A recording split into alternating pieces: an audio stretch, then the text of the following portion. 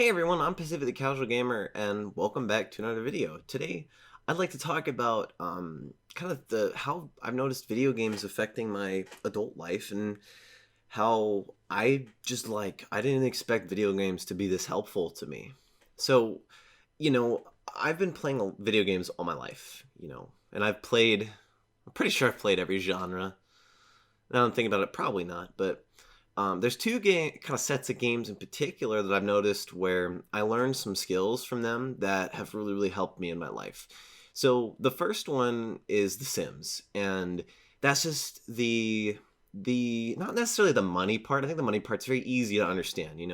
You learn how to balance a budget for your family in The Sims, and maybe they want to eat, like, it goes down to maybe they want to eat some expensive meal for breakfast and you can't afford it, so you make pancakes, which is really cheap.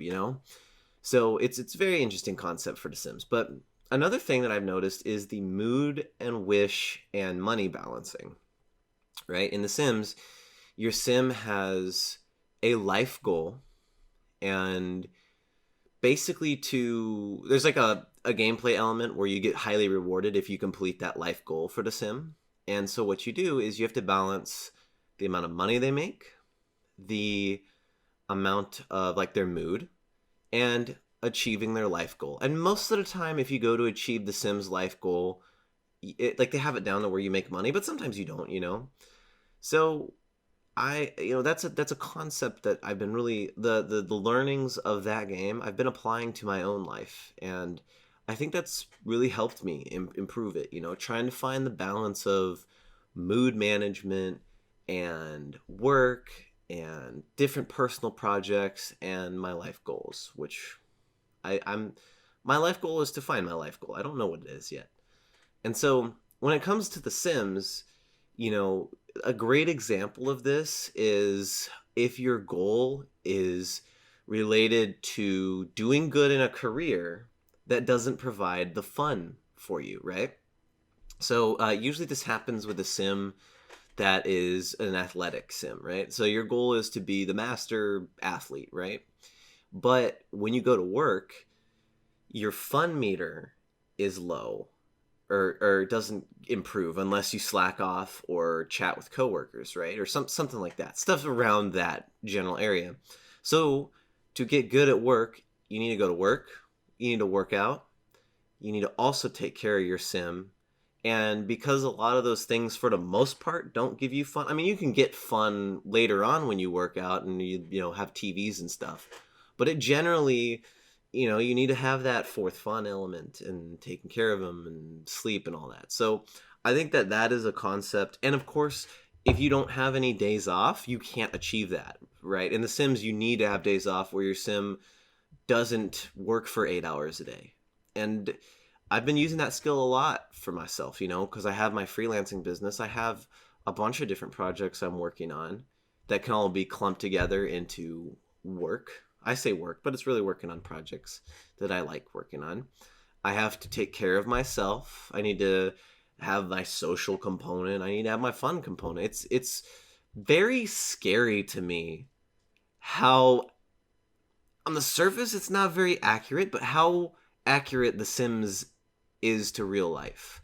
And everyone's balance is different. My balance is definitely different, and it changes every month or so, which is kind of makes sense, because if you play The Sims, the random element is those wishes that they get that they want to do, right? If you play The Sims, the 3 or 4, I don't know about 2, the Sims have wishes that they want to also achieve, which are minor things, but they give you big bonuses if you do a lot of them. So there's that fourth element, and it's so weird, dude. It's so weird.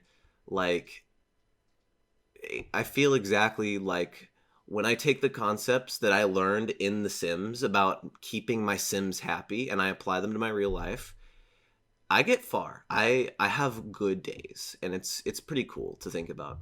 So I'm kind of leaning more into that, because what happened to me, I don't know when you're watching this video, but in April of 2020, in fact, this is still being filmed in April, I overworked myself and I became stressed, and basically for a while my life was just terrible for a good week or two, and it really sucked. And it's because I watched some YouTube videos from other people on how to do things, And instead of following my gut, I listened to their advice, which at the time sounded good, but I took it maybe too fast. And but you can't say too fast because I learned a bunch of lessons along the way, so I don't know. But bottom line is I took their advice and put it above my own, and I didn't really. I've kind of paid for it a little bit, so yeah, there's that element, and that segues into the next thing, which is strategy games. If you know about any sort of strategy game, there's macro strategies, micro strategies, tactics. Like there's a bunch of different levels of strategies that you have to achieve, and you need to also learn the systems of the game to be good at it, right? I guess a simple example is chess. You need to manage your opponent's piece position, your piece position, and what all your pieces' abilities do. And if you move, you have to realize that if you move one piece that turn, that you also have to take into account the fact that you're not moving any of the other pieces, right? Civilization's a game that I play a fuck ton of sometimes. I play a lot of Civilization. In fact, the game that I'm playing in my spare time is named Rome Total War, which is a turn-based strategy game that also has real-time battles in it. And the whole concept of the macro, micro, tactics, management strategies, all these different strategies you got to deal with, and the fact that you have to deal with, cities and populations and public order and all that stuff. You have to manage so much stuff at once. I just, from being exposed to that, I think it's helped me out tremendously in managing my projects. I identified that I need to bring in a certain amount of income. I identified that I need to set aside a certain amount of time. And there's risk, right? This is the key component here, is there's a greater chance of the project just completely failing if I don't give it enough time. So I have to give it enough time. If I give it too much time, that's time that I could have spent on a different project, right? So what happens to me in Rome Total War, for instance, is I build a big-ass army to attack a tiny... I've done this before. Attack a tiny city, and because that army went to that tiny city, the city that I left defenseless then gets attacked by an enemy and destroyed, and I have to go take it back. And it ends up just, everything falls apart, and I'm back to square one. Because then that other city that I conquered gets conquered back.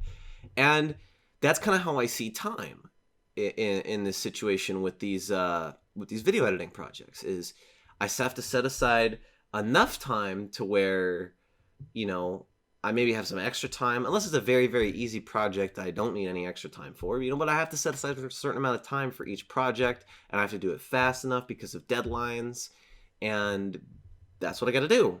And that whole management is becoming a very valuable trait that I've learned, and I really appreciate that. I've learned time management better from video games than school. School didn't teach me time management. School taught me procrastination. So yeah, that's kind of how I've been affected by video games this past pretty much like 3, 4, 5 months. I mean, The Sims a little bit longer because I jumped into the real world July 2nd, 2019. That's kind of when I jumped into the real world of being an actual adult. And it's been amazing. This is why I love video games, man. This is why I kind of thought about this today. I was like, if my kid was failing school but knew enough that he really didn't need to go to school and he was playing video games, I feel like most of the time I would let him get away with playing an extra half hour and having a grade in I don't know, science go down or some crap, or art. God, I feel like I would be that parent, just because it's money management you don't get taught in school, and I got taught money management in The Sims, and the whole money management, mood management, goal management, the management of your own life, I learned from The Sims. I don't like playing The Sims, but I fully stand by The Sims game as one of the most powerful education games that exists in this very moment. I think that The Sims, there's all this microtransaction bullshit, right? But the actual game, I stand by as one of the greatest pieces of education in the world, right? because it just so plainly replicates how you like run your life. I mean, it's not a perfect replication, of course, you know. I mean, you can marry someone in a day, but there's so many elements to it that it just like it teaches you how to manage a life. That's what you do in The Sims. You manage a life or more. You can manage like 7 sometimes or 8. I don't remember what the limit is in The Sims right now. But you manage a life. And there's something to be said about how cool that is and how it teaches kids, or it taught me how to manage my life, you know? And sometimes I find myself certain things like skill levels and how much money I make per project, or how much time I set aside to practice Rainbow Six Siege or learn cooking. Through the lens of video games, I'm able to understand the world better, you know? I kind of see, for instance, video editing, right? I see video editing, my personal skill. I use video game terms to kind of like describe it to myself, right? I'm like, this is my skill level. You know, because I play The Sims, I'm like, okay, my skill level can range from 1 to 10. And I know what a 10 looks like, and I know what a 1 looks like, and then just fill in the blanks, right? It's easy to think about that. It's easy to think about my cooking skill like that, you know? I'm not a level 0 cooking skill anymore, I can tell you that much. I can make more than ramen. But it's things like that that, like, it almost makes, for me, along with confidence and all that other stuff, but I think it makes explaining myself and my life and identifying pieces of my life, individual parts that interact with the bigger picture, it makes it easy. I mean, it makes it easy to see, like, oh, I ate a bad meal and that affected how, you know, I felt for the next hour. You know, that's a thing that happens in The Sims, by the way. I think it's like 4 hours. But it's like, okay, well, how do I fix that? I get better at cooking, or I cook something different. Either way, I get better at cooking. So the problem's going to sort itself out. So I don't need to worry about that. How about fixing that bad mood? Well, how about I put something that really isn't affected by my mood ahead of that bad cooking, right? Like, I don't know, that's where, if it lasts an hour, that's where an hour of my resting and relaxing time goes, is after eating that bad meal. And then it like solves the problem, right? Because then eventually I get good enough at cooking where it's not a problem anymore. And then I don't even second thought it. I just let it solve itself, you know? So it's a pretty cool concept. I just thought I'd share that with you guys today. It was very interesting when I thought it's a hashtag shower thought, by the way. Like, there's this guy I edit for, and he interviews people, and I kind of like, sometimes I imagine people interviewing me and what I'd say. It's a technique that I use to find out where I'm actually insecure. That's what I do it for. But it was like, I kind of sometimes think about how I would explain that to a non-gamer, or how I'd explain that to a super nerd who doesn't understand stuff outside of video games, you know? And it was just his audience was one that I was like, how would I explain it to that audience? And there's just a thought that I played with, and I came up with this video idea. So let me know if you like this kind of stuff. I'm down to make more of it, man. I like it. I kind of like the I like the philosophy side of video games. It's a topic that interests me, and I know that I definitely want to teach my kids about it. That's something where, like, if I have a child, they are going to learn about video games, and if they don't like it, then it's fine, you know. Just don't mess with them like that. But if my child enjoys video games, ooh, they're gonna listen to all about Dad's philosophies about video games and what he played as a child and how bad he was. All right, well, I'm Pacific the Casual Gamer. Thank you all so much for watching. Leave your thoughts and do all the things in the comments. If you want to talk more, I have a Discord. I don't advertise it at all, but I got a Discord if you want to talk more. Yeah, I'll see you guys in the next one.